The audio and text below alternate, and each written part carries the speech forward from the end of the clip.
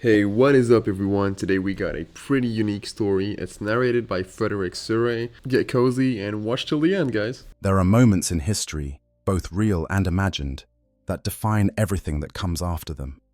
Pivotal points, where the universe seems to hold its breath, where fate hangs suspended like a single drop of water on the edge of a leaf, waiting to fall and ripple outward into infinity. In the vast and unforgiving darkness of the Warhammer 40,000 universe, no such moment carries more weight, more sorrow, or more devastating consequence than the fall of a single individual. His name was Horus Lupercal, and his story is not merely one of betrayal. It is the greatest tragedy the galaxy has ever known. When we speak of tragedy in the classical sense, we think of noble figures brought low by their own flaws. We think of heroes who possess every quality that should guarantee their greatness, yet who carry within themselves the seeds of their own destruction. Horus Lupercal embodied this definition more completely than any character in the grimdark future of mankind.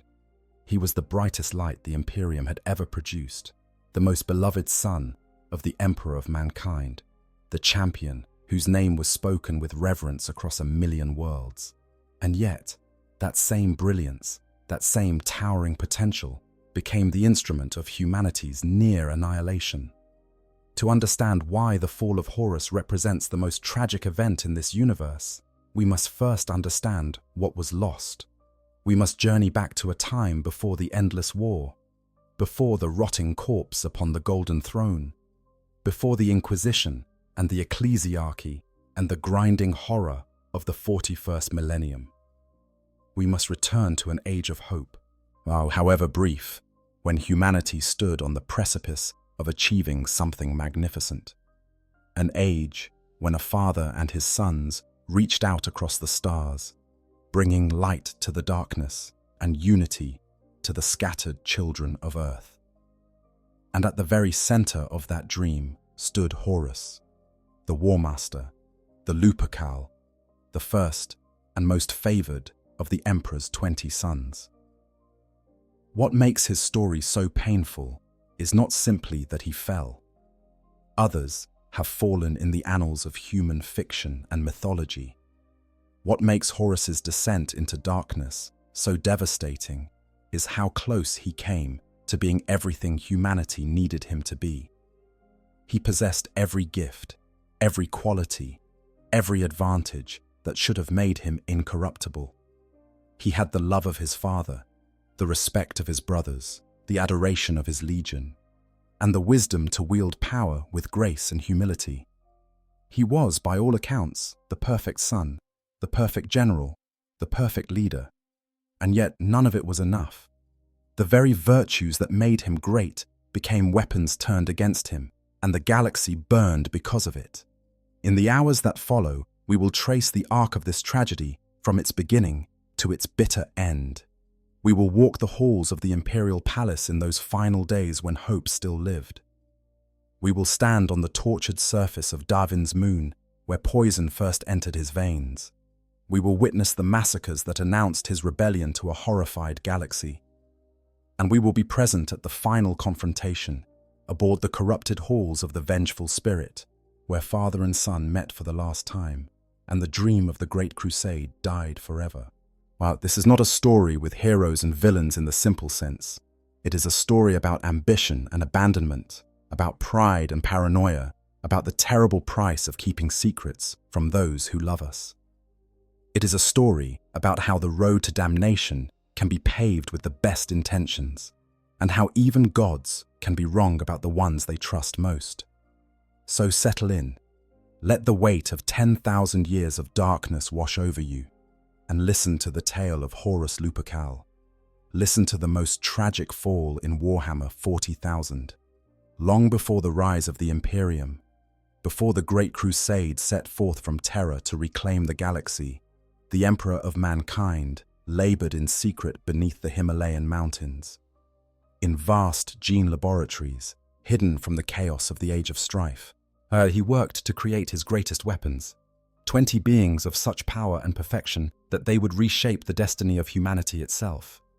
These were to be the Primarchs, the Emperor's own genetic sons, crafted from his divine essence and imbued with capabilities far beyond anything the galaxy had seen since the ancient Eldar walked among the stars. Each Primarch was designed for a specific purpose, their abilities and temperaments calibrated with the precision of a master sculptor working in flesh and gene code rather than marble and chisel. They were to be generals without equal, statesmen of unmatched charisma, warriors whose prowess would inspire legends for 10,000 years. The Emperor poured into them everything he hoped humanity could become, and in doing so, he created beings who were almost but not quite divine themselves. Perhaps that was his first mistake. Perhaps in reaching so high, he ensured that when they fell, they would fall farther than anyone could imagine. The details of the Primarch's creation remain shrouded in mystery and contradiction, as befits any tale touched by the warp. What we know is that the Emperor succeeded beyond even his own expectations. 20 embryonic demigods floated in their gestation chambers, their potential limitless, their futures bright with promise. But the ruinous powers of chaos had been watching from beyond the veil of reality. They had seen the threat these children represented to their dominion over the Imperium, and they acted with the terrible cunning that defines the dark gods. In a single cataclysmic moment, the Chaos Gods reached through the barriers between dimensions and scattered the infant Primarchs across the galaxy. Their gestation pods were torn from the laboratories beneath the Himalayas and hurled through the warp like seeds cast by a careless gardener into the cosmic wind. When the catastrophe subsided, the Emperor found his sons gone, stolen away to worlds unknown, their carefully planned development interrupted before it could begin. It was, in many ways, the first tragedy of the Primarch project, and some say that the seeds of the heresy were planted in that moment of violent separation. The pods fell through space and time, guided perhaps by fate, perhaps by the malicious intentions of forces beyond mortal comprehension. Each Primarch landed on a different world, their superhuman physiques allowing them to survive conditions that would have destroyed any normal child. There they grew, shaped by the environments and cultures that found them, developing in ways the Emperor could never have anticipated. Some became philosophers, others became barbarian kings. Some were embraced by loving adoptive families, others faced only cruelty and hardship. Each of these divergent paths would leave its mark on the Primarchs, creating the cracks through which chaos would eventually seep. Among all these scattered sons, one would prove most important of all. The pod carrying the embryonic form of the Primarch, we would come to know as Horus, fell through the warp and emerged in real space within sight of terror itself. His destination was a world called Chthoniya, a mining planet that orbited a dying star only a few light years from humanity's birth world.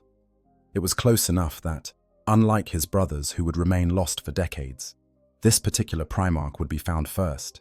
He would have more time with the Emperor than any other son. He would form a bond closer than any of his siblings could claim. And perhaps, in that closeness, lay both his greatest strength and his ultimate vulnerability. Chthoniya was a world that had been mined to exhaustion over countless millennia. Its surface was a honeycomb of tunnels and caverns, the remnants of industrial operations that had long since consumed anything of value the planet once possessed. The population that remained was organized into savage gangs that fought for control of the crumbling infrastructure, as their society reduced to a brutal competition for dwindling resources. It was a violent, desperate place, where strength and cunning determined who lived and who died in the endless darkness beneath the surface. Into this harsh world came the infant Primarch, his pod crashing down into the depths of Chthoniya's underworld. The records of what happened next are fragmentary and often contradictory, as is true of most Primarch origin stories. What we know is that the child was discovered by one of the gang overlords, a figure named Kageddon, who ruled over one of the more powerful factions in Chthoniya's Western Hemisphere. Whether Kageddon recognized the child's potential immediately or simply saw a potentially useful tool, He took the infant into his gang and gave him a name in the Chthonian tradition, Nergi, which translated roughly as no name, a designation given to foundlings whose origins were unknown. The child who would become Horus grew with supernatural speed, his Primarch physiology asserting itself despite the brutal conditions of his upbringing. Within years, he had surpassed full-grown gang warriors in strength and skill. He learned the harsh lessons of Chthonian society, the importance of loyalty to one's brothers in arms, the necessity of swift and decisive action, the value of charisma in holding together a band of warriors who might otherwise turn on each other. These were lessons that would serve him well in the battles to come, but they were also lessons learned in darkness, shaped by violence rather than wisdom. According to some accounts, thus the young Primarch's fate changed dramatically when he stumbled upon the very pod that had brought him to Chthonian. Workers of the Mechanicum had discovered the crashed vessel and were attempting to excavate it when the child who had emerged from it happened upon them.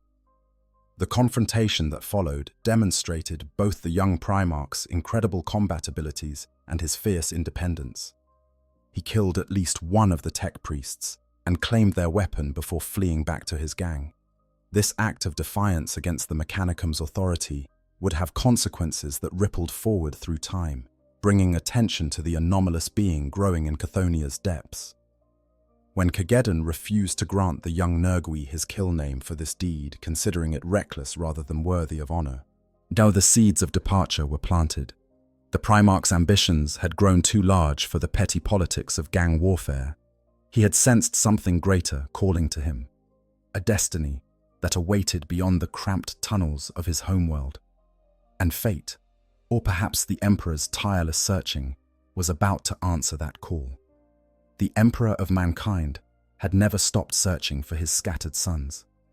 Even as he prosecuted the early stages of what would become the Great Crusade, his agents and his own psychic senses swept the galaxy for any sign of the Primarchs. Chthonian, being so close to Terra, was within the radius of his initial expansion, and it was there that the first miraculous reunion occurred. The exact circumstances of their meeting remain disputed among Imperial scholars. But what all accounts agree upon is the profound and immediate connection that formed between the Emperor and the son who would become known as Horus. Some describe the meeting as almost mystical, with the young Primarch recognizing his true father on sight, as if some genetic memory or psychic bond had survived their long separation. Others portray it as more gradual, a process of discovery and testing before trust could be established. What matters is that it happened, and that it happened first. Before any other Primarch was found, before Leman Russ of Fenris or Robuta Gilliman of Ultramar, before Sanguinius of Baal or Rogal Dorn of Inwit, there was Horus, the first found, the first to learn at the Emperor's side, the first to be given command of a Space Marine Legion. The Emperor granted the young Primarch a new name to replace the no-name of his Chthonian upbringing. He would be called Horus, after an ancient god of Terra's past, a deity associated with kingship and the sky. The name carried weight and promise, suggesting that this son would be elevated to the highest positions of authority. And to this name was added Lupercal, a title whose origins have been debated by scholars for millennia. Some connect it to ancient Terran festivals associated with wolves, an association that would become central to the legion Horus was given to command. Others suggest deeper meanings, esoteric references to protector figures from humanity's mythic past. Whatever its origins, the name Horus Lupercal would become synonymous with glory in the decades that followed. But the Emperor spent more time with Horus than with any of his other sons, teaching him personally the arts of warfare and statecraft. They fought side by side in the early campaigns of the Great Crusade, and in those shared battles, a bond formed that went beyond simple creator and creation. The Emperor saw in Horus everything he had hoped to achieve with the Primarch project. Here was a son who combined tactical genius with diplomatic skill, who could inspire loyalty in both superhuman warriors and ordinary humans alike, who seemed to embody the very ideals of the Great Crusade.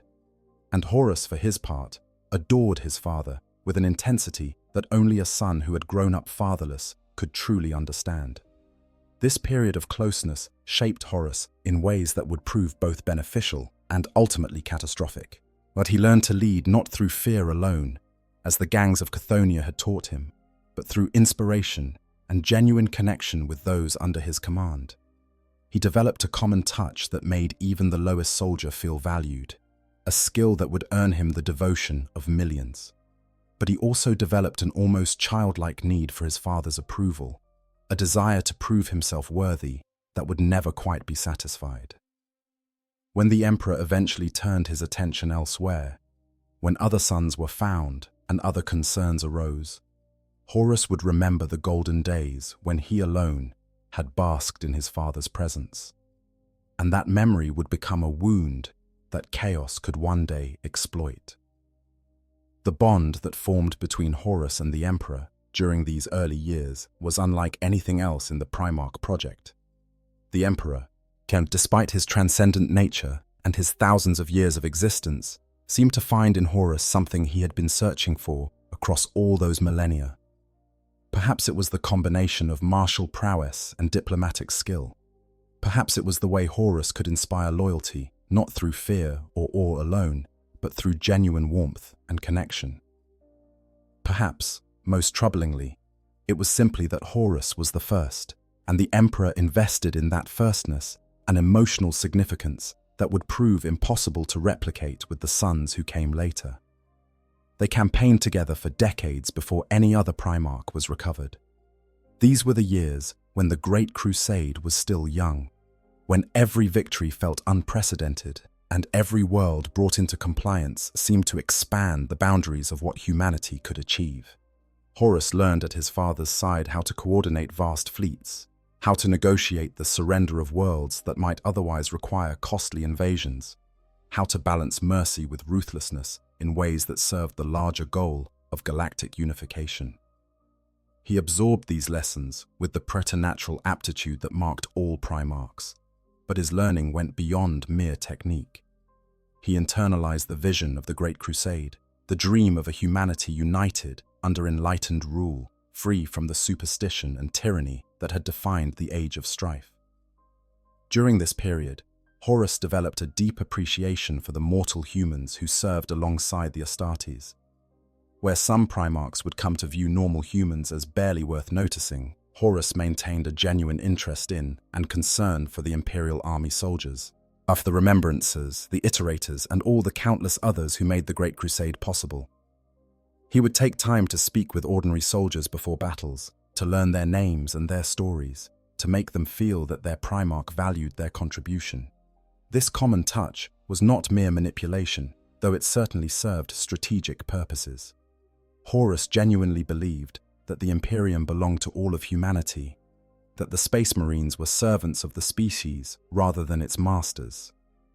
This belief would later make his betrayal all the more devastating, as millions who had loved him found their faith shattered by his turn to darkness. The Emperor's departure to find the other Primarchs created absences that Horus felt keenly, even as he understood their necessity. Each time the Emperor returned with another of Horus's brothers, the reunion was tinged with a complex mixture of joy and something that might have been jealousy, though Horus would never have acknowledged it as such. He welcomed each new Primarch with genuine warmth, extending the hand of brotherhood even to those whose temperaments made friendship difficult. Yet he could not help noticing that each new son meant the Emperor's attention was divided further, that the intimate relationship of those first decades could never be fully recaptured. The legion given to Horus Lupercal was originally designated the 16th, one of 20 original Space Marine legions created from the gene seed of the Primarchs. Before his discovery, they had been known simply by their number, their culture and identity still nascent. When Horus took command, he brought with him the hard-won wisdom of Chthonian and the refined understanding he had gained at the Emperor's side. He renamed the legion the Lunar Wolves, in honor of the white wolves that were said to have roamed the surface of Terra's moon in ancient times, and he shaped them into what many considered the finest fighting force the Imperium possessed. Under Horus's leadership, the Lunar Wolves developed a reputation for surgical precision in their operations. Where other legions might favor overwhelming force or attritional warfare, the Lunar Wolves excelled at identifying the critical weakness of any enemy and striking it with devastating speed. They were known for their initiative and adaptability, qualities that reflected their Primarch's own approach to warfare. A Lunar Wolves operation was characterized by rapid assessment, or decisive action, and an almost prescient ability to anticipate enemy responses before they occurred. But perhaps more remarkable than their battlefield effectiveness was the culture Horus fostered among his sons. Unlike some legions that maintained stark hierarchies and rigid discipline, the Lunar Wolves encouraged a sense of brotherhood that extended from the lowest battle brother to the Primarch himself. Horus made a point of learning the names and histories of individual Marines, of celebrating their achievements personally, of sharing in their sorrows when brothers fell in battle. He walked among them as one of their own, despite the gulf of power that separated a Primarch from even the most veteran Space Marine. This approach earned him a loyalty that went beyond duty, born a devotion that would hold even when faced with the ultimate test. Central to this culture of brotherhood was the institution known as the Mournival. This was a council of 4 captains who served as Horus's closest advisors, his conscience, and his sounding board for all matters of importance. The name derived from an ancient Terran card game, where a hand containing one of each face card was considered a winning combination. Each member of the Mournival was chosen to represent a different aspect of personality, their differing perspectives designed to give Horus access to balanced counsel. The tradition held that a Mournival should contain a choleric captain for aggression and ambition, a melancholic for caution and reflection, a sanguine for optimism and fellowship, and a phlegmatic for reason and stability. While in the final years before the heresy, the Mournival consisted of 4 exceptional individuals whose fates would become inextricably linked with the tragedy to come. First Captain Ezekiel Abaddon embodied the choleric temperament, a warrior of tremendous physical presence and burning ambition who would one day inherit the mantle of War Master for the forces of chaos. Captain Horus Aximand, known as Little Horus for his resemblance to the Primarch, represented the melancholic aspect, a thoughtful soul who struggled more than his brothers with the moral implications of their war. Captain Tarik Torgadon provided the sanguine humor, his wit and warmth serving as a counterbalance to the grim necessities of their existence. And finally, Captain Garviel Loken stood as the phlegmatic voice of reason, while a Marine of unwavering principle who would ultimately choose loyalty to the Emperor over loyalty to his Primarch. The dynamics of the Mournival reflected the broader culture of the Lunar Wolves. These were not merely subordinates following orders, but brothers engaged in genuine discourse about the nature of their mission and the ethics of their methods. Horus valued their input precisely because they were willing to disagree with him, to challenge his assumptions, to offer perspectives he might otherwise miss. It was a system that worked beautifully during the Great Crusade, when their enemies were clear and their purpose seemed unambiguous, but it contained within it a vulnerability that chaos would eventually exploit. For a council divided against itself cannot stand, and when the lines between right and wrong began to blur, the Mournival would fracture along fault lines that had always existed beneath the surface of their brotherhood. The Great Crusade itself represents the context in which Horus's character was fully revealed. Launched in the final years of the 30th millennium, this vast military undertaking sought to reunite all of humanity under the Emperor's rule and to reclaim the scattered colonies that had been isolated during the Age of Strife. It was an endeavor of unprecedented scope, involving millions of soldiers, thousands of ships, and all 20 Space Marine legions at the height of their power. And it was in this crucible of constant warfare that Horus Lupercal proved himself to be everything the Emperor had hoped for, and more.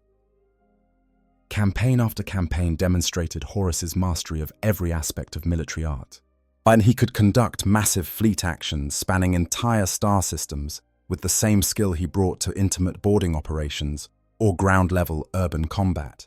He showed equal facility in negotiating the peaceful compliance of human worlds that might otherwise have required costly invasions. His ability to coordinate the efforts of multiple legions, Imperial army regiments, and Titan legions in combined operations set the standard that all other commanders aspired to match. By the time the Great Crusade had been underway for 2 centuries, there was no question that Horus was the preeminent military figure in the Imperium, second only to the Emperor himself. The campaigns themselves became legendary even before they ended. The pacification of the Laren system, where the Lunar Wolves fought alongside Fulgrim's Emperor's children against serpentine Xenos of disturbing beauty, demonstrated the precision and adaptability that defined Horus's approach to warfare. The compliance of the technocracy of Aurelius showcased his diplomatic acumen as he negotiated terms that brought an advanced human civilization into the fold without the destruction that would have erased their accumulated knowledge. The cleansing of the Keelakid Drift proved that the Lunar Wolves could endure grueling campaigns of attrition when necessary, grinding down a resilient enemy over months of brutal fighting in asteroid fields and space hulks. Each victory added to Horus's reputation, but more importantly, each campaign deepened his understanding of what the Great Crusade truly meant. As he saw the diversity of human cultures that had emerged during the long isolation of the Age of Strife, some degenerated into barbarism, others advanced beyond anything old Earth had achieved. He confronted the dangers that awaited humanity in the galaxy, the Xenos empires, and the warp-spawned horrors that would exterminate mankind given any opportunity. And he came to believe, with an intensity that bordered on religious fervor, despite the imperial truth's prohibition on such things, that the Emperor's vision represented humanity's only hope for survival. This belief would make his eventual betrayal all the more catastrophic, for it was not simple ambition that drove him to rebellion, but a twisted conviction that he was actually saving humanity from the Emperor's supposed schemes. His relationships with his brother Primas during this period reveal much about both his strengths and his vulnerabilities. With most of his siblings, Horus maintained bonds of genuine affection and mutual respect. Sanguinius, the angelic primarch of the Blood Angels, was perhaps his closest friend among his brothers, their relationship characterized by warmth and trust that seemed to transcend the rivalries that sometimes divided the other primarchs. The Angel of Baal and the Lupercal complemented each other perfectly, Sanguinius's nobility and Horus's pragmatism creating a partnership that achieved victories neither could have accomplished alone. They could speak to each other without guile, share doubts that would have been unthinkable with other brothers, yet support each other through the burdens of command that only primarchs could truly understand. Rogel Dawn, the stoic master of the Imperial Fists, respected Horus's tactical acumen and served as a fellow exemplar of duty and dedication. Where Sanguinius provided emotional support, Dawn offered professional respect, the acknowledgement of one supreme commander for another's skill. Their conversations often focused on matters of strategy and logistics, the practical challenges of maintaining an empire that spanned the galaxy.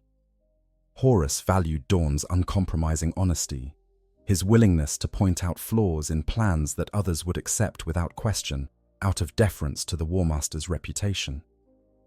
Robut Guilliman of the Ultramarines represented yet another kind of relationship, and one characterized by friendly competition and mutual admiration. Both primarchs shared a gift for administration and organization that went beyond mere combat prowess. Both understood that the Great Crusade was about building as much as conquering.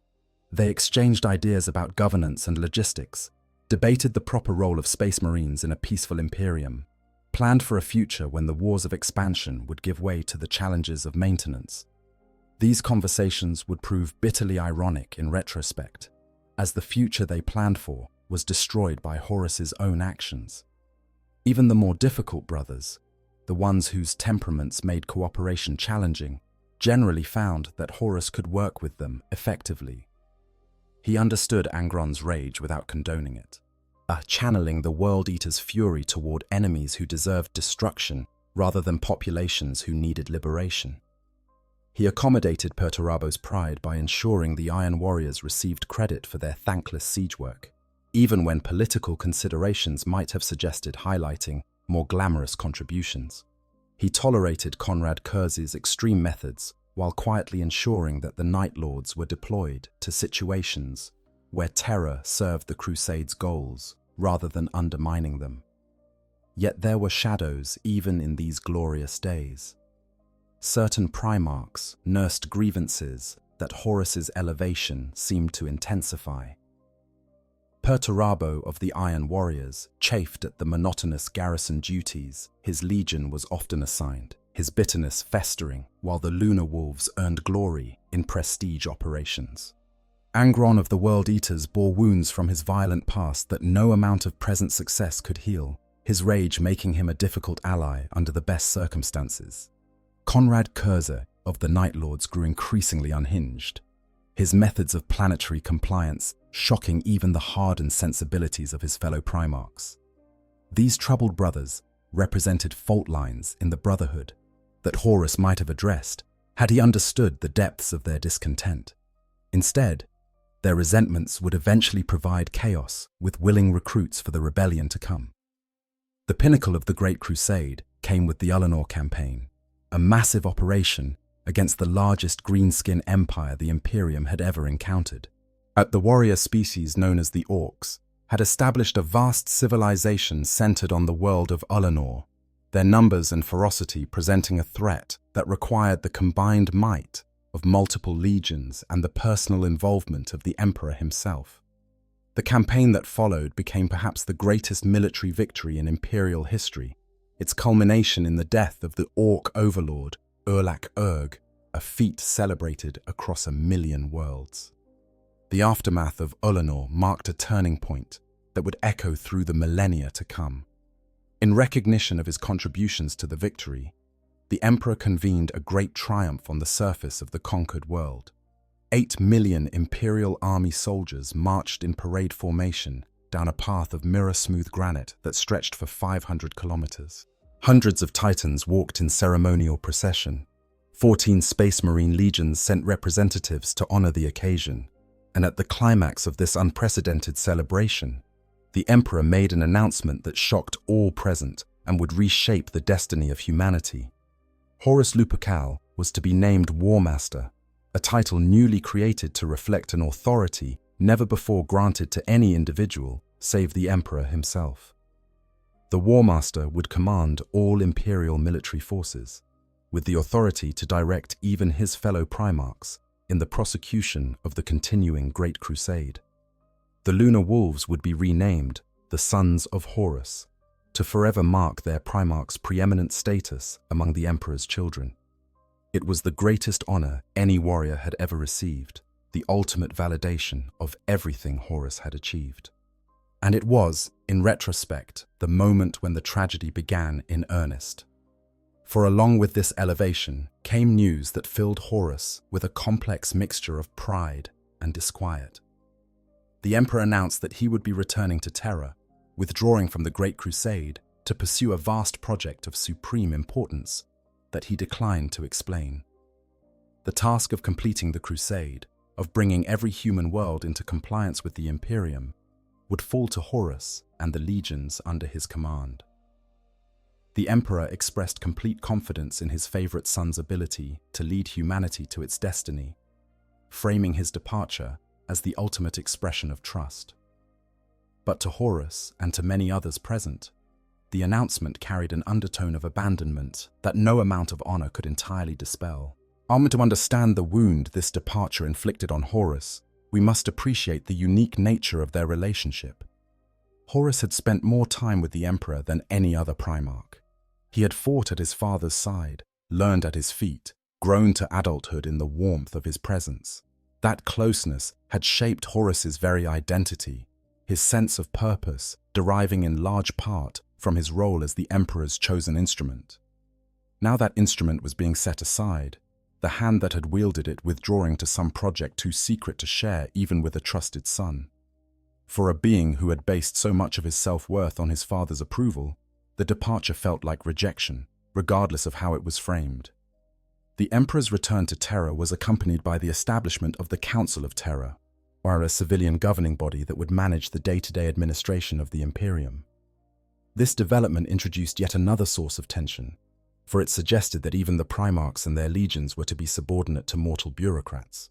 The sons who had bled and died to build the Imperium were to step aside so that administrators could reap the benefits of their sacrifice. It was not an unreasonable arrangement from a governance perspective, but to warriors who had known nothing but the Great Crusade for 2 centuries, it felt like a diminishment of everything they represented. Horus, to his credit, attempted to bear these burdens with the grace expected of the War Master. He took up his new duties with determination, driving the Great Crusade forward with renewed vigor, even as questions gnawed at the back of his mind. And he maintained correspondence with his father on Terra, though the responses grew increasingly infrequent and cryptic. He dealt with the resentments of brothers who felt they should have received the title of War Master, smoothing over conflicts that might otherwise have fractured the alliance of legions. For a time, it seemed that his strength of character would be sufficient to manage all the pressures arrayed against him. But the ruinous powers had been watching, and they had plans for the Emperor's favorite son. You know, I've been diving into Warhammer lore for quite a while, and Horus's story still gets me every single time. What really hits hard is that moment in the temple. When Magnus tries to warn him, Horus had a choice right there. Someone who loved him was reaching through the impossible to say, "Brother, you're being deceived." And he still turned away. I think that's what makes this more than just a story about a villain. We've all had moments where someone tried to help us see clearly and we chose not to listen. Maybe not galaxy-destroying consequences, but that stubbornness, that pride that whispers, "I know better," it's painfully human. Anyway, that's just my take on it. Let's continue. The Word-Bearers Legion had once been among the most devoted servants of the Emperor. Led by their Primarch, Lorgar Aurelian, they had worshipped the Emperor as a god, spreading his divinity to every world they conquered. This religious fervor had displeased the Emperor greatly, for he had established the imperial truth specifically to eliminate superstition and religious belief from human society. In an event that scarred Lorgar to his core, the Emperor had humiliated the Word-Bearers before their assembled ranks, forcing them to kneel in the ruins of a city they had built to worship him, and demanding that they abandon their faith. What the Emperor had not anticipated was the direction Lorgar's faith would take when denied its original object. In secret, Lorgar and his most trusted advisors had turned their worship toward the chaos gods of the warp. The same fervor that had once been directed at the Emperor was now offered to Horn, Tzeentch, Nurgle, and Slaanesh, beings who welcomed rather than rejected devotion. The Word-Bearers became the first Chaos Space Marines, though this corruption remained hidden from the rest of the Imperium for decades. And from this hidden cult came a conspiracy to bring about the downfall of everything the Emperor had built, with Horus Lupercal marked as the keystone of their plans. The first chaplain of the Word-Bearers, a being of profound malice named Erebus, orchestrated the trap that would claim Horus's soul. During the Great Crusade, Erebus had encountered an advanced human civilization called the Interrex, who possessed a museum of dangerous artifacts, including weapons tainted by chaos.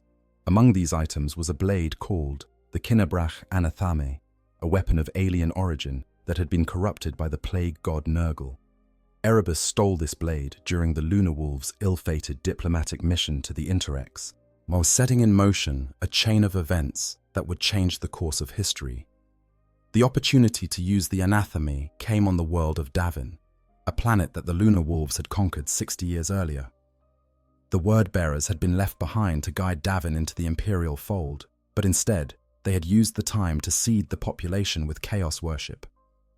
When Erebus reported that the Imperial governor Eugen Temba had turned traitor and fortified himself on Davin's moon, Horus led a punitive expedition to bring the world back into compliance.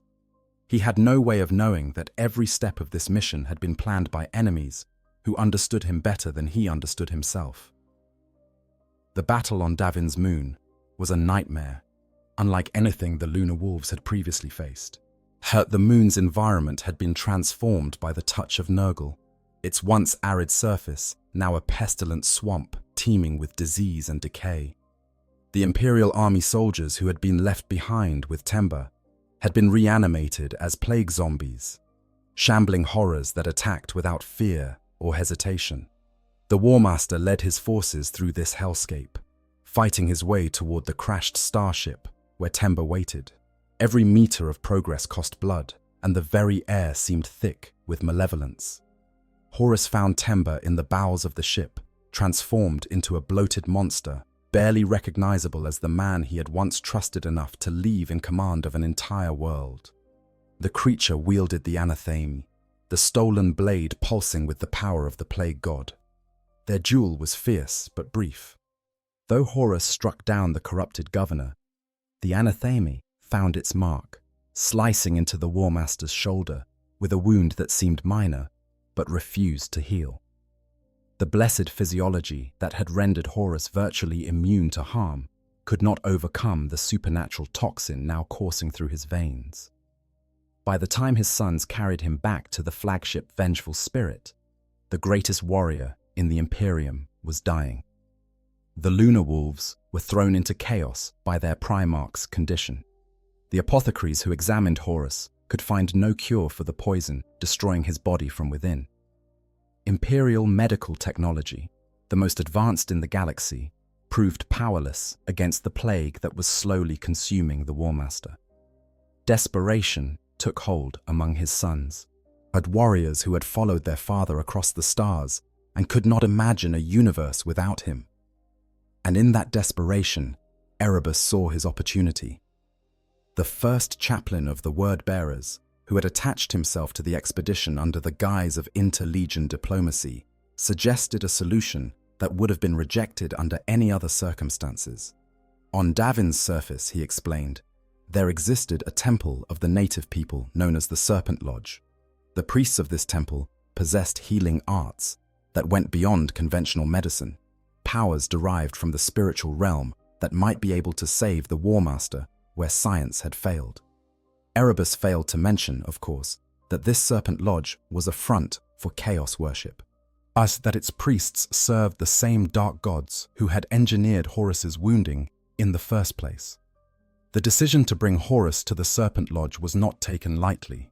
The Emperor had explicitly forbidden the use of sorcery or any practice associated with the warp. The imperial truth held that such things were dangerous superstitions at best, doorways to damnation at worst. But Horus was dying.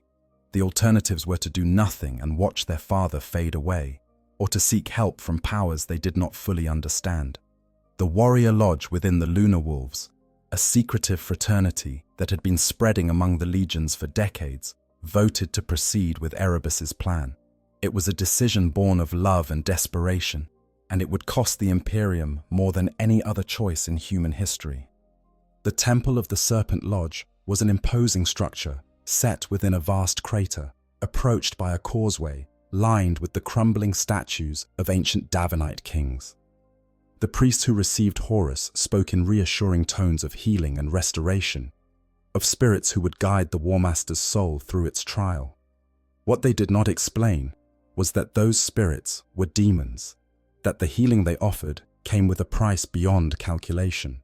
The War Master's body was laid in the center of the temple's inner sanctum, and the rituals began that would determine the fate of the galaxy.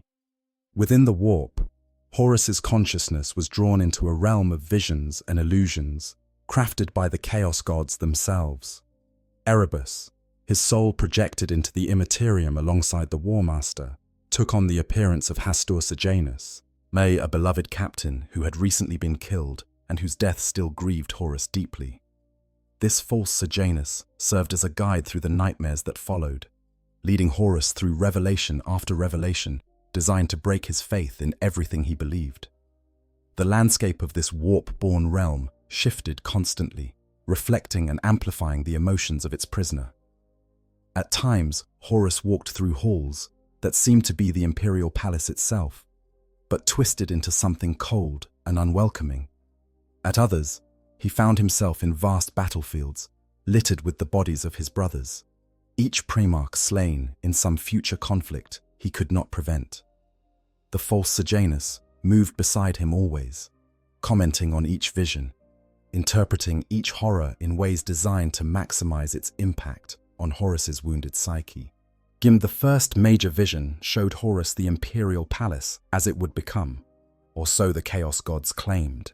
Where there had once been laboratories and administrative centers dedicated to the advancement of human knowledge, now there stood only cathedrals and shrines. Where the emperor had once walked among his people as the first among equals, now he sat upon a throne of gold, worshipped as a god by billions who knew nothing of the imperial truth he had once championed. The irony was presented with deliberate cruelty. The emperor, who had forbidden religious worship, had himself become the object of the very superstition he had sought to eliminate. The visions showed Horus the imperial palace as it would become, or so the Chaos gods claimed. Where there had once been laboratories and administrative centers dedicated to the advancement of human knowledge, now there stood only cathedrals and shrines. Where the emperor had once walked among his people as the first among equals, now he sat upon a throne of gold, worshipped as a god by billions who knew nothing of the imperial truth he had once championed. The irony was presented with deliberate cruelty. The emperor who had forbidden religious worship had himself become the object of the very superstition he had sought to eliminate. The Chaos gods played upon every insecurity Horus harbored, every doubt that had taken root since the emperor's departure from the Great Crusade. Why had the emperor returned to Terra? To achieve godhood, the visions answered, showing Horus images of his father drawing upon the faith of humanity to ascend to true divinity. Why had he kept his plans secret from his sons? Because they were merely tools to be discarded when their usefulness ended. Their purpose fulfilled once the Imperium was secure enough for its creator to claim his divine reward. Why had Horus been made War Master? Not out of trust or love, but to keep him occupied while the emperor pursued his true agenda, too busy managing the crusade to notice the betrayal being prepared behind his back. Additional visions showed Horus the fates of his brothers in this nightmare future. He saw primarchs he loved treated as dangerous relics, their legions broken apart and scattered, their names spoken with suspicion rather than honor. He saw others erased from history entirely, and their achievements attributed to mortal generals who had merely followed the strategies the primarchs had devised. The message was clear. The emperor intended to dispose of his sons once they were no longer needed, their superhuman nature making them threats to the mortal empire he wished to leave behind. Most devastating of all, Horus was shown the circumstances of his own creation. He saw the gene laboratories beneath the Himalayas, watched as the emperor used power drawn from the warp itself to craft the primarchs. The hypocrisy seemed absolute. The emperor, who had banned all sorcery and warp craft at the Council of Nicaea, had himself relied upon those very forces to create his sons. The beings Horus had believed to be products of pure science were revealed to be touched by the same powers the Imperium was sworn to oppose.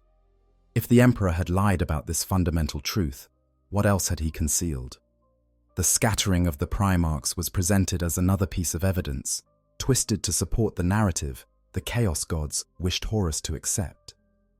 The visions showed the moment when the infant primarchs were torn from their gestation chambers and hurled across the galaxy. But the presentation implied that the emperor had known this would happen, had perhaps even welcomed it, seeing the scattering as a way to test his creations and eliminate those who proved unsuitable for his purposes. The years of childhood that each primarch had spent on their respective homeworld were reframed as trials designed to weed out the weak, with the emperor's apparent joy at each reunion merely the satisfaction of a scientist whose experiment had produced acceptable results. During this ordeal, there was one voice that attempted to break through the lies. Magnus the Red, the primarch of the Thousand Sons Legion, had seen through his sorcerous arts the danger that threatened his brother. Despite the prohibitions against such powers that had been established at the Council of Nicaea, Magnus projected his consciousness into the warp to warn Horus of the deception being practiced upon him. In a vision of wolves, symbolic of Magnus's legion's ability to hunt through the currents of the Imperium, the sorcerer Primarch attempted to remind Horus of who he truly was, of the father who truly loved him, of the future that could still be salvaged. But Magnus's warning came with complications that undermined its effectiveness.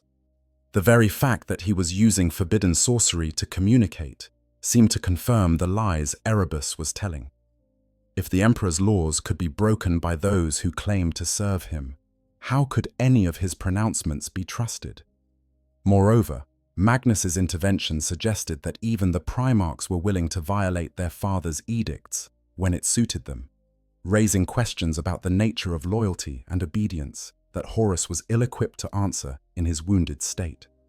The wolves were driven back, and Horus was left alone with the false Sejanus and the visions of a future too terrible to bear. The moment of Horus's fall came with a terrible simplicity. Offered a choice between the father he had loved and the truth he had been shown, between the Emperor's vision and his own survival, Horus chose himself. The Chaos Gods offered healing, power, and the opportunity to prevent the nightmare future from coming to pass. All they asked in return was that Horus turn against the Emperor, that he lead a rebellion to overthrow the corrupt dictator masquerading as humanity's savior. It seemed, in that moment of poisoned clarity, like the only moral choice available. And so Horus Lupercal, the War Master, the Lupercal, the most favored son of the Emperor of mankind, pledged his soul to the ruinous powers of chaos. He emerged from the Temple of the Serpent Lodge, healed in body, but transformed in spirit. The wound from the anathema had closed, his superhuman vitality apparently restored. His sons rejoiced at what they believed to be a miraculous recovery, in never suspecting that the father who returned to them was not the same being who had been carried into the temple. Horus Lupercal was gone, replaced by something wearing his face and speaking with his voice, but serving masters whose true nature would have horrified the War Master of old. The galaxy's greatest tragedy had reached its turning point, and there would be no going back. The corruption of Horus did not immediately manifest in obvious ways. He remained charismatic, brilliant, beloved by those who had followed him for centuries, but subtle changes began to accumulate that those closest to him could not help but notice. He became more willing to use extreme methods that he would previously have rejected. He showed less patience for dissent, a less tolerance for the careful balancing of perspectives that had characterized his leadership. The Warrior Lodge, within the Lunar Wolves, once a forum for open discussion, became increasingly secretive, its meetings closed to those whose loyalty could not be guaranteed. Most significantly, Horus began to take steps that only made sense if one assumed he was planning treachery. He ordered the 4 legions most loyal to him, the Emperor's children, Death Guard, World Eaters, and his own sons of Horus, to concentrate their forces in positions that would allow coordinated action. He cultivated relationships with Primarchs who harbored grievances against the Emperor, subtly encouraging their resentments while appearing to sympathize with their concerns. He established connections with elements of the Mechanicum who were dissatisfied with the limitations placed on their technological pursuits. Piece by piece, he assembled the coalition that would tear the Imperium apart. The first 3 Primarchs to align with Horus did so for reasons that reflected their own flaws rather than any genuine embrace of chaos. Angron of the World Eaters had never truly belonged to the Imperium, his mind ravaged by the neural implants that filled him with constant rage. When Horus offered him the opportunity to unleash his fury without restraint, Angron accepted without concern for the implications. Fulgrim of the Emperor's children had been corrupted by a demon weapon, his pursuit of perfection twisted into a desire for sensation that only Slanesh could satisfy. Mortarion of the Death Guard bore wounds from his youth on a toxic world, wounds that the Emperor's presence constantly reminded him of, and his resentment had festered into a readiness to betray. Others would follow for more complex reasons. Perturabo of the Iron Warriors nursed grievances about the lack of recognition his legion received for their thankless siege work. Conrad Kurza of the Night Lords believed that he had been created to terrorize humanity into obedience, and that the Emperor's rejection of his methods constituted a betrayal of his very nature. Alfarius of the Alpha Legion made calculations about the long-term survival of humanity that led him to support Horus, though his true motivations remain debated to this day. Lorgar of the Wordbearers, of course, had been the architect of the corruption. and his legion the first to fall, and his faith the foundation of the entire conspiracy. The transformation of the lunar wolves into the sons of Horus accelerated during this period. The legion that had been known for its brotherhood and honor began to adopt practices that would have been unthinkable during the Great Crusade. Rituals derived from chaos worship spread through the ranks, initially disguised as harmless traditions, but growing increasingly overt as Horus's plans neared fruition. Marines who questioned these changes were marginalized, their concerns dismissed as failure to adapt to the new realities of the campaign. The Warrior Lodge became a tool for identifying loyalists who would need to be eliminated before the rebellion could begin. The Mournival itself became a microcosm of the larger conflict brewing within the Legion. Abaddon and Aximand followed their Primarch without significant reservation, their loyalty to Horus overriding whatever doubts they might have harbored. Torgadon and Loken, however, grew increasingly alarmed at the direction their legion was taking. They spoke in private of their concerns, wondering whether the War Master they had served so faithfully had somehow been replaced by an imposter. Their suspicions were accurate in spirit, if not in letter, but by the time they fully grasped the danger, it was too late to prevent the catastrophe that was about to unfold. The virus bombing of Istvan III announced Horus's rebellion to the galaxy with an act of such profound treachery that it still echoes 10,000 years later. Horus had used the pretext of suppressing a rebellion on this distant world to concentrate the forces needed for his coup.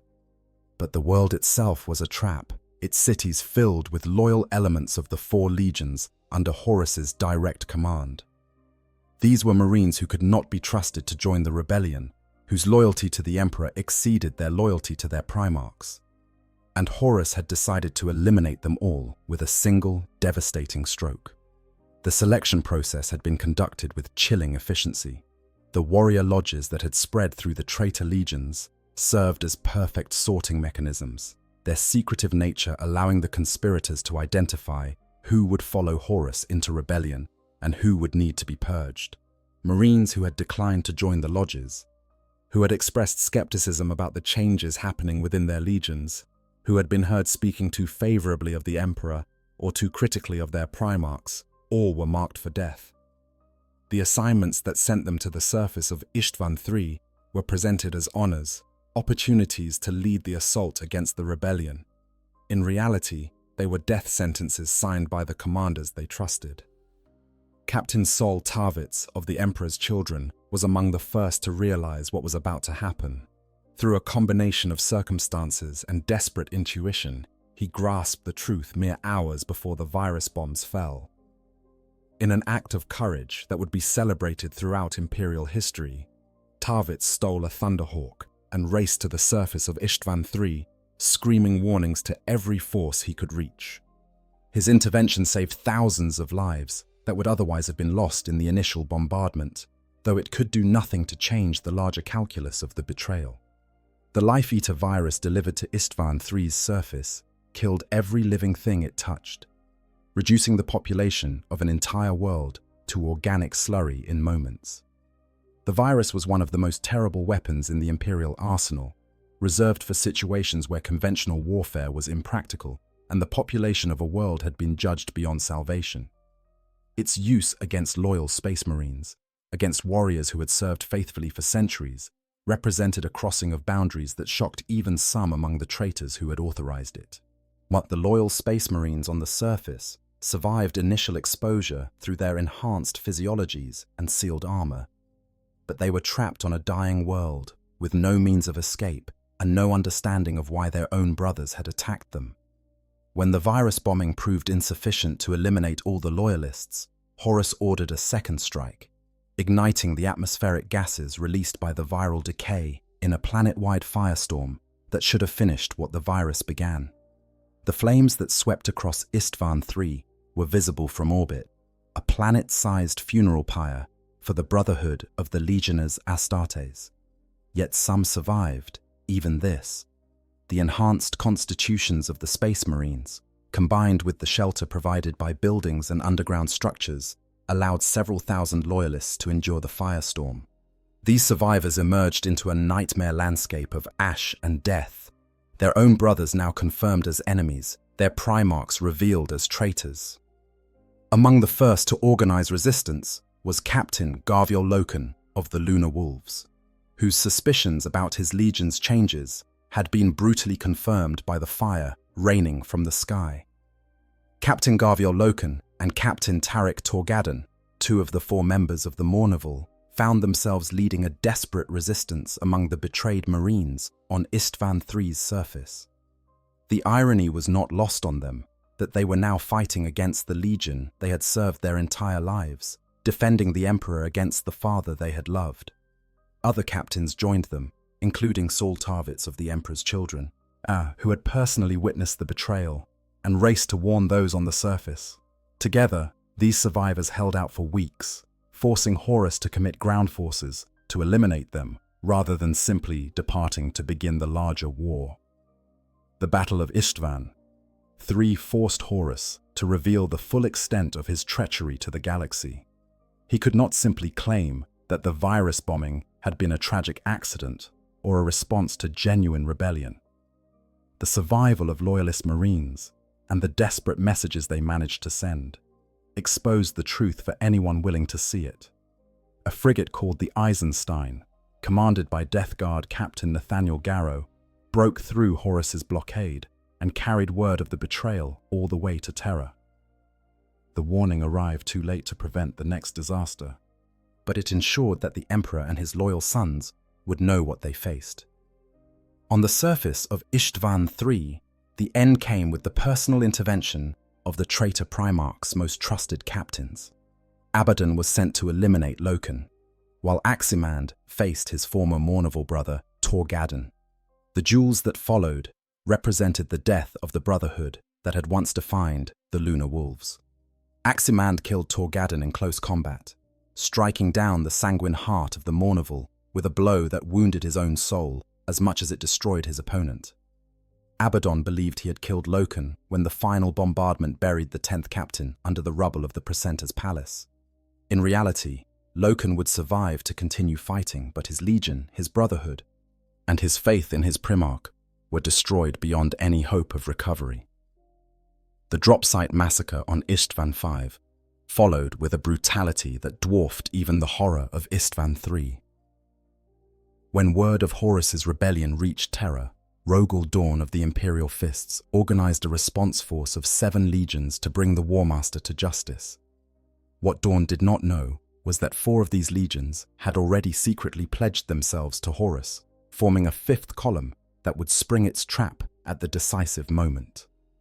The Iron Warriors, Night Lords, Wordbearers, and Alpha Legion approached Istvan V alongside the loyal Raven Guard, Salamanders, and Iron Hands, their treachery hidden behind masks of brotherhood. The planning for what came to be known as the Retribution Fleet had been conducted with desperate haste.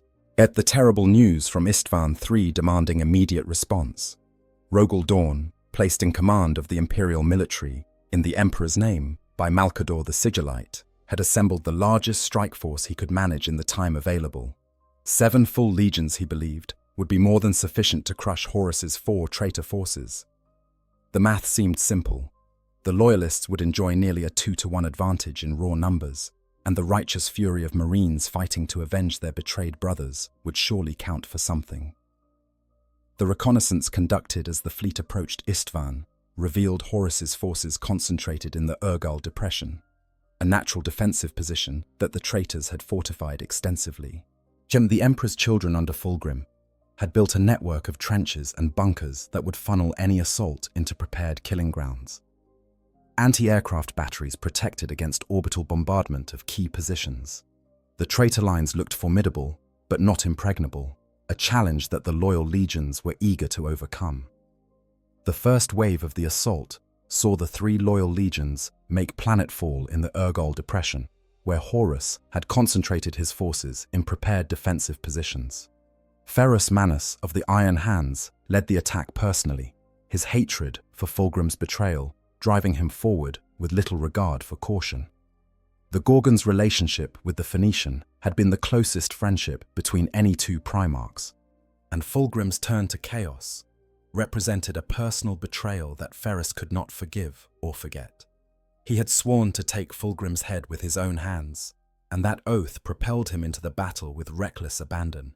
The salamanders under Vulcan attacked the left flank, their flame weapons perfect for clearing the trenches that the Emperor's children had prepared.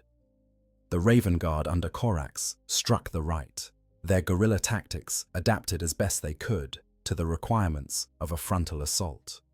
Together, the three legions pushed into the traitor defenses, making progress that encouraged those watching from orbit. The battle was going according to plan, or so it seemed. The Loyalists fought with courage and skill, pushing back the traitors' initial positions and seeming to make progress toward their objective. But this early success was merely the bait for a trap from which there would be no escape. When the second wave landed, the loyal Marines expected reinforcements. What they received instead was annihilation.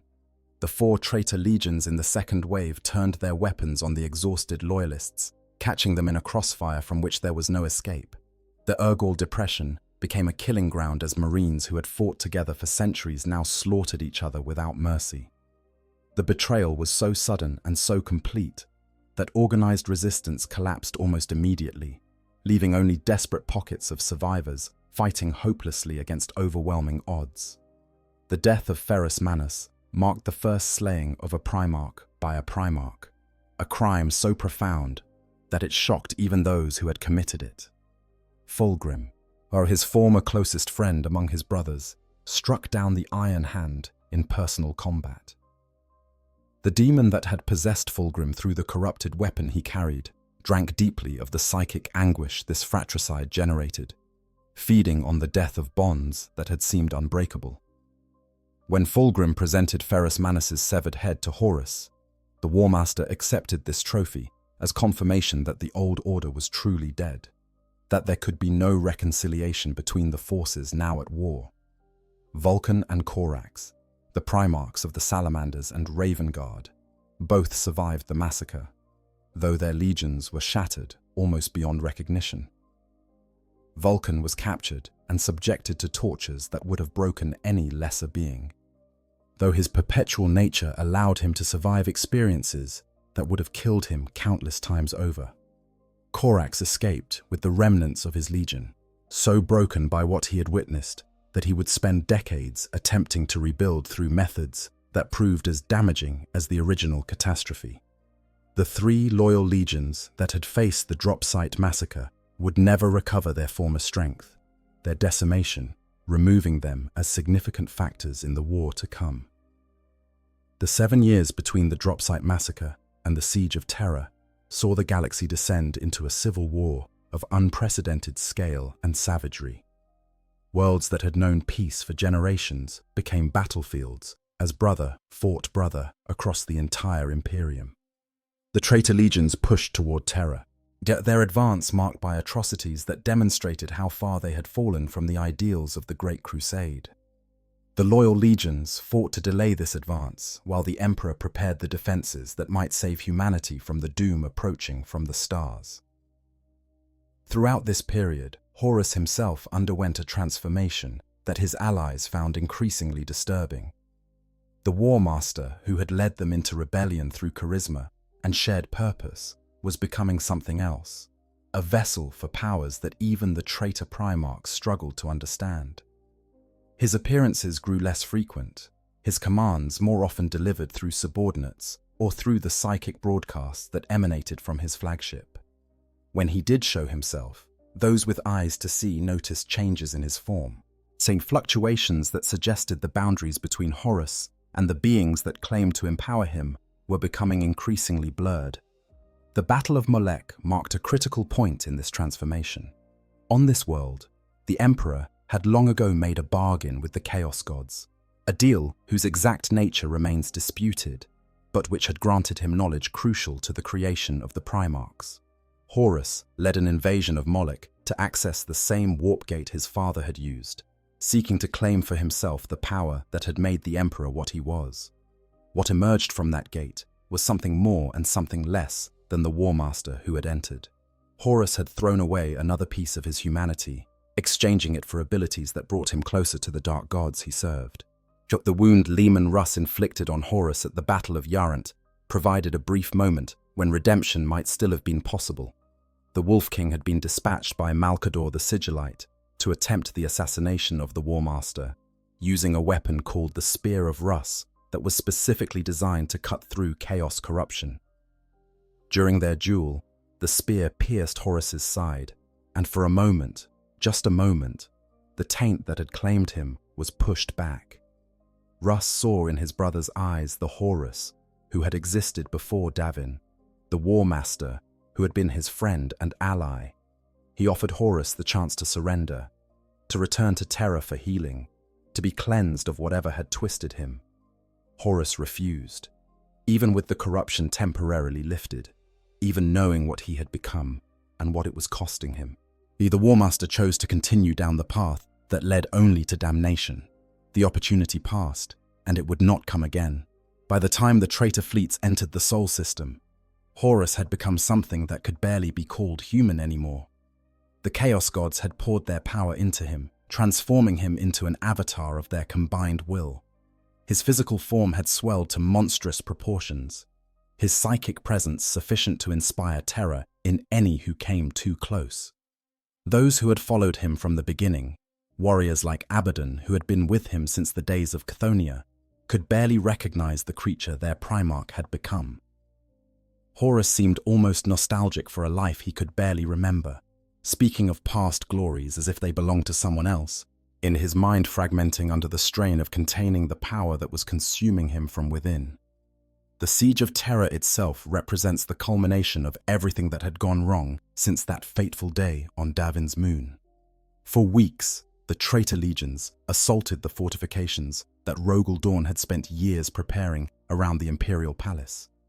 Millions died in battles that made the campaigns of the Great Crusade seem like minor skirmishes.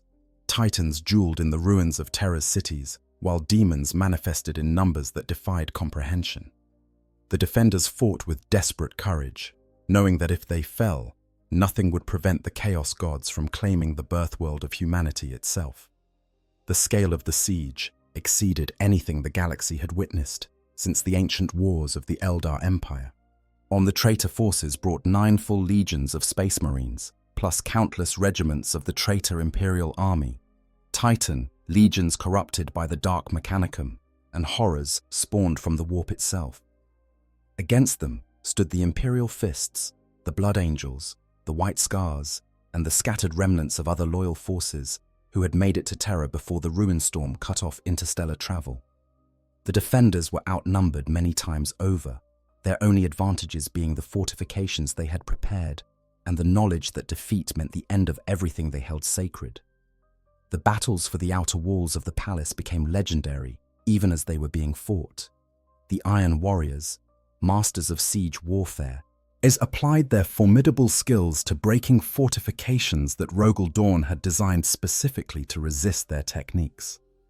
The resulting contest of military engineering and determination stretched on for weeks, with gains measured in meters rather than kilometers. Each defensive position that fell cost the traitors dearly, but fall they did, one by one, as the weight of numbers told against the beleaguered defenders. Meanwhile, the World Eaters and their demon Primarch Angron hurled themselves against the walls in frenzied assaults that cared nothing for casualties. Angron himself led many of these attacks, his transformation into a creature of horn making him nearly impossible to kill while simultaneously eroding whatever tactical sense he had once possessed. The blood that flowed around his position fed the blood god's hunger, and the skulls that piled at his feet pleased the skull throne. But even demonic fury could not overcome walls defended by the Imperial Fists, and many assaults that should have broken through were stopped by defenders who refused to yield. Sanguinius of the Blood Angels became the symbol of the defense, his angelic form appearing at every crisis point, rallying forces that might otherwise have broken and turning the tide of battles that seemed lost. At the Eternity Gate, the final barrier between the traitors and the inner sanctum of the Imperial Palace, Sanguinius faced Kabanda, a greater demon of Khorne, who had sworn vengeance against the Blood Angels since their confrontation on Cygnus Prime. Their duel was a thing of terrible beauty, the angel and the demon trading blows that would have killed lesser beings instantly. As Sanguinius emerged victorious, breaking the demon's back across his knee and hurling its broken form back at the traitor hordes. It was a victory that bought precious time, but Sanguinius knew that his true test still awaited him aboard the Vengeful Spirit. Horus watched much of this from aboard the Vengeful Spirit, his flagship that had once been a symbol of the Lunar Wolves' glory and was now a twisted reflection of the War Master's corrupted state. He directed his forces through intermediaries, spending increasing amounts of time in communion with the warp, his consciousness barely tethered to physical reality. Those who sought audience with him found a being whose attention seemed divided between multiple planes of existence, whose responses often came after delays that suggested he was receiving instructions from somewhere beyond mortal comprehension. The decisive moment came when Horus received word that loyal reinforcements were approaching Terra. The Ultramarines, Dark Angels, and Space Wolves were only hours away from translating into the system, their combined might sufficient to turn the tide of the siege. Horus faced a choice: continue the grinding assault on the palace in hope of victory before the Loyalists arrived, or try one final gambit that would either end the war immediately or cost him everything. True to the nature that had made him the greatest general of the Great Crusade, Horus chose bold action over cautious waiting. He lowered the void shields of the Vengeful Spirit. This act was an invitation that the Emperor could not refuse. And by exposing his flagship to attack, Horus was daring his father to come to him, to settle their conflict in personal combat rather than through the movement of armies. It was a trap, certainly, for Horus was at the height of his chaos-granted power and had every reason to believe he could defeat the Emperor in single combat. But it was also an acknowledgement that the siege could not continue indefinitely, that the war needed to end one way or another before circumstances forced a conclusion neither side could control. The Emperor rose to the challenge with a strike force that included Rogel Dawn, Sanguinius, and elite warriors from multiple loyal organizations. They teleported aboard the Vengeful Spirit, expecting to fight their way to Horus and end the heresy with a single stroke. What they found was a vessel so corrupted by the warp that it had become more demon than machine, its interior a shifting nightmare that separated the attackers from each other and forced each to face their own trials alone. Sanguinius reached Horus first. The Angel of Baal had known for years that this confrontation was coming, had seen in prophetic visions his death at his brother's hands. Yet he had come anyway, defying fate itself in hope of changing an outcome that seemed written in the stars. When he entered Lupercal's court, the twisted throne room at the heart of the Vengeful Spirit, he found Horus waiting for him with something that might once have been a smile. The War Master offered his brother one final chance to join him, to stand together against the Emperor as they had once stood together for him. Sanguinius refused, as Horus had known he would refuse, and the last battle between brothers began. Their duel was everything it should have been. Two of the greatest warriors the galaxy had ever produced fighting at the peak of their abilities. The halls of the Vengeful Spirit echoed with the clash of their weapons, the thunder of their blows powerful enough to crack the corrupted walls around them. Sanguinius fought with all the skill and fury that had made him legendary, his blade singing through the air in patterns too fast for mortal eyes to follow. Every technique perfected over 2 centuries of warfare was brought to bear against his brother. Every lesson learned in 1,000 battles applied to this single, desperate combat. But Sanguinius was already wounded from the battles that had preceded this moment. He had fought his way through the corrupted innards of the Vengeful Spirit, facing demon after demon, fighting alongside his sons until they were separated by the ship's malicious geography. His wings were torn, his armor scarred, his strength diminished from what it would have been at full power. And against him stood Horus, empowered by all 4 chaos gods simultaneously, his might amplified by beings who had spent millennia preparing for this moment. The outcome was never truly in doubt, only the manner of its arrival. Sanguinius pressed his attack anyway, driven by something beyond mere hope of victory. Perhaps he fought for the brother Horus had been, seeking to reach through the corruption to the soul that might still exist beneath. Perhaps he fought to create an opening for those who would follow, a weakening Horus enough that the Emperor might have a chance of victory. Perhaps, knowing his death was foreordained, he simply refused to go to it quietly, determined to make his end worthy of his legend. Whatever his reasons, he fought with a fury that pushed even the corrupted Warmaster back for precious moments. When Horus finally struck down his brother, breaking his back and crushing his skull, he felt none of the satisfaction the dark gods had promised. The angel's death was not a triumph, but an emptiness, a victory that tasted of ashes and regret.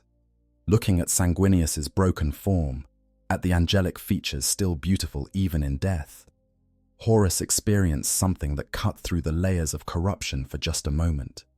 He had murdered his closest friend among his brothers, as in some part of him still human enough to feel horror. It was a brief flicker, quickly suppressed by the power that inhabited him. But it was there. The Horus, who had been the Warmaster, the beloved son, the Lupercal, still existed somewhere beneath the monster he had become, and that fragment of his former self wept for what he had done. This is where the Emperor found them, standing over the corpse of the being both of them had loved best among the Primarchs. What passed between father and son in that moment has been the subject of 10,000 years of theological debate, artistic interpretation, and military analysis.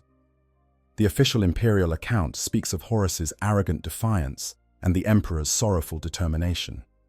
Other sources suggest a more complex exchange, as words spoken that tried one last time to bridge the gulf that had opened between them.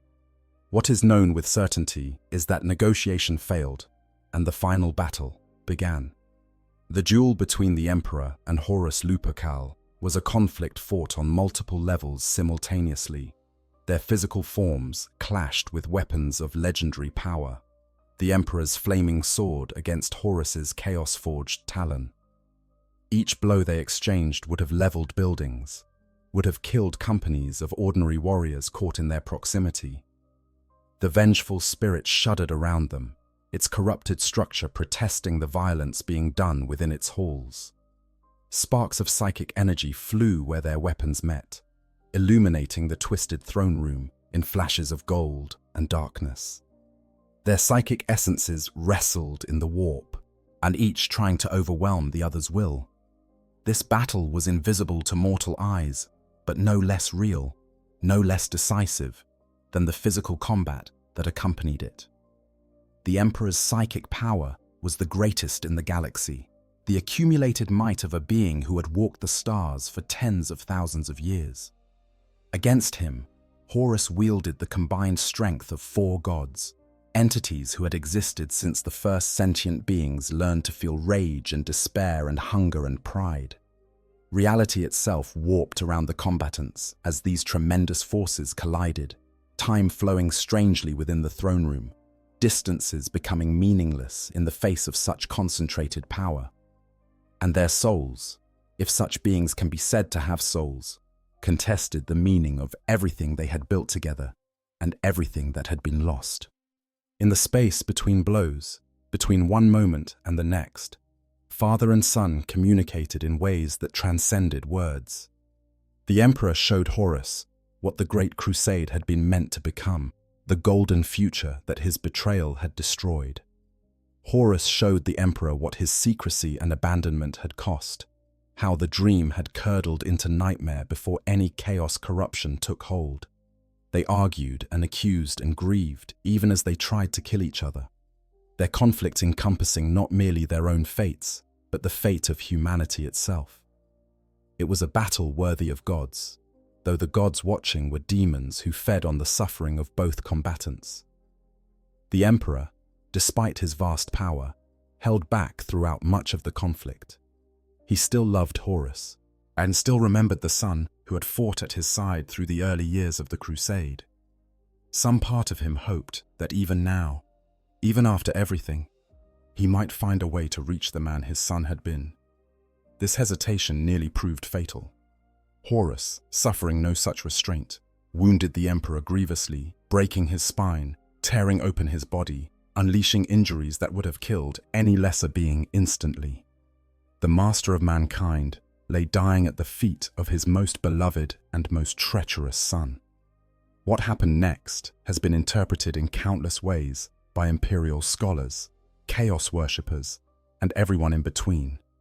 Some say the emperor saw Horus torture a captured custodian, demonstrating conclusively that nothing of his son remained. Others speak of a moment of clarity in which Horus himself begged for death, a briefly breaking free of the chaos god's control, long enough to request his own obliteration. Still others suggest that the emperor finally understood that any hope of saving Horus required destroying him first, that the soul might be healed even if the body and mind had to be sacrificed. Whatever the truth, the outcome was the same. The emperor gathered the last of his strength and struck at Horus with the full, unrestricted power of his psychic might. This was not the constrained, careful application of force that the emperor usually employed.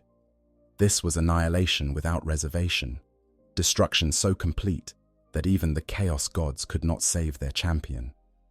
The blast that killed Horus Lupercal tore through every level of his existence simultaneously, destroying his physical form, shattering his consciousness, and erasing his soul from the warp itself. There would be no resurrection, no survival in any form. The War Master was gone, and with him went the last possibility of reconciliation between the forces that had torn the Imperium apart. The death of Horus ended the Siege of Terror, though it did not end the Horus heresy. The traitor legions, sensing their Primarch's death, broke and fled toward the Eye of Terror, pursued by vengeful loyalists who would harry them for years to come. The Emperor, mortally wounded, was carried by Rogel Dawn to the Golden Throne, where he would spend the next 10 millennia in a state that was neither quite life nor quite death. The dream of the Great Crusade was over, replaced by the grinding nightmare of the Imperium as we know it in the 41st millennium and beyond. What remains is to consider why Horus's fall represents the most tragic event in this entire universe of tragedy. It is not simply that he fell. Others have fallen. Others will continue to fall, in a setting where the forces of darkness offer power to any who will take it. It is not simply that he was powerful. Other Primarchs possessed power. Other champions of chaos have wielded terrible might. It is not even that he came so close to destroying everything humanity had built, though that certainly adds weight to his story. The tragedy of Horus lies in what he could have been, in the gap between his potential and his end. Here was a being who had every advantage, every gift, every opportunity to become something magnificent. He had the love of his father, the respect of his brothers, the devotion of millions. But he had wisdom to match his strength, charisma to match his tactical genius, humanity to balance his superhuman abilities. If any Primarch could have led the Imperium into a golden age, it was Horus. If any being could have resisted the temptations of chaos, it should have been him. Yet none of these advantages proved sufficient. The love of his father became a weapon when that father withdrew. The respect of his brothers became jealousy when he was elevated above them. The devotion of his legion became complicity when they followed him into rebellion. His wisdom was turned against him by enemies who understood his psychology better than he understood himself. His charisma drew others into damnation alongside him. His humanity provided the vulnerabilities that chaos exploited. And everything that should have saved him became instead the means of his destruction. This is the essence of classical tragedy, the sense that fate has conspired against someone who deserved better. Horus did not deserve what happened to him. The child who grew up in Chthonia's darkness did not deserve to have his father's love used as a weapon against him. The War Master who served faithfully for 2 centuries did not deserve to be abandoned for a project too secret to explain. The son who had never failed did not deserve to be broken by manipulation and lies at his moment of greatest vulnerability. There is injustice in Horus's fall, a cosmic unfairness that makes his story painful in a way that simple villain narratives never are. Yet, we cannot excuse him entirely. At every point along the path to damnation, Horus made choices. He chose to accept the healing offered by the Serpent Lodge when he could have chosen death. He chose to believe the visions shown by Erebus when Magnus was warning him they were lies. He chose to continue his rebellion even when Leman Russ offered him a way out. He chose to murder Sanguinius when he could have accepted his brother's refusal. The tragedy of Horus is not that he was a puppet dancing on the strings of chaos, but that he was a free agent who made the worst possible decisions at every turning point. His fall was not inevitable. It was chosen, step by step, until choice itself was surrendered to forces beyond his control. This combination of unfairness and culpability, of sympathy and condemnation, is what makes Horus's story so powerful. We can hate what he became while mourning what he could have been, or we can recognize the injustices that contributed to his fall while acknowledging that others faced similar injustices and remained loyal. We can understand his motivations even as we condemn his actions. He is neither a simple hero brought low by circumstances beyond his control, nor a simple villain who was always destined for evil. He is something more complex, more human, more real than either of those categories would allow. The legacy of Horus Lupercal echoes through every aspect of the Warhammer 40,000 universe. The Imperium that emerged from the heresy is a dark mirror of what the Emperor intended, its institutions warped by the trauma of civil war into instruments of oppression rather than liberation. But the Space Marine chapters that carry the gene seed of loyal Primarchs live in constant awareness of what happened to those who fell, their rituals and beliefs shaped by the need to prevent another Horus from rising among them. The Eye of Terror, where the traitor legions took refuge, remains a wound in reality that has never healed, a constant reminder of what was lost in those terrible days. The psychological impact of Horus's betrayal on the Imperium cannot be overstated. For 10,000 years, humanity has lived under the shadow of that moment when their greatest champion became their greatest enemy. The constant vigilance against chaos, the suspicion of psychers and mutants, the Inquisition's ruthless pursuit of any hint of heresy, all of these can be traced back to the trauma inflicted by one man's fall from grace. The Imperium does not trust because Horus proved that even the most trusted can betray. It does not hope because hope died with the dream of the Great Crusade. It endures grimly and stubbornly, but it does not truly live, and Horus's shadow is part of the reason why. Within the traitor legions themselves, Horus's legacy is complex and contested. The sons of Horus, his own legion, were so broken by his death that they eventually renamed themselves the Black Legion under Abaddon's leadership, seeking to escape the shame of their progenitor's failure. Other traitor legions remember Horus with varying degrees of reverence and resentment, honoring the war master who led them into rebellion, while questioning whether his final defeat was the result of his own failures or simply bad fortune. The civil wars and factional conflicts that plague the Eye of Terror often turn, at their root, on interpretations of Horus's legacy and the lessons that should be drawn from his defeat. Even the Emperor himself bears the scars of Horus's betrayal. The golden throne that sustains his existence was never intended for this purpose. His interment there a desperate measure taken in the aftermath of wounds that could not be healed by any other means. Every day, 1,000 psychers give their lives to power the Astronomicon that guides Imperial ships through the warp. Their sacrifice necessary because Horus destroyed the Webway project that would have made such sacrifice unnecessary.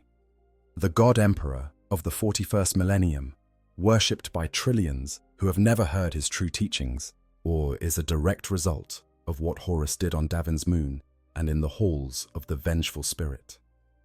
The Chaos Gods won a victory that day that continues to pay dividends 10 millennia later.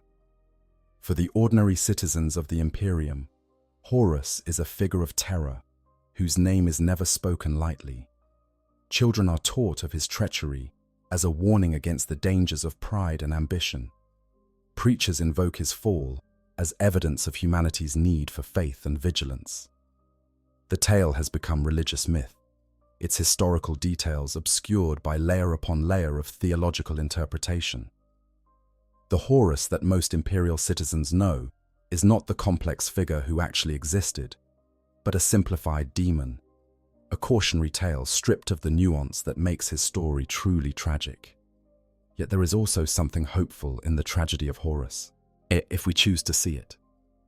His fall demonstrates that even the most favored, the most gifted, the most seemingly incorruptible can be brought low by the right combination of circumstances and choices.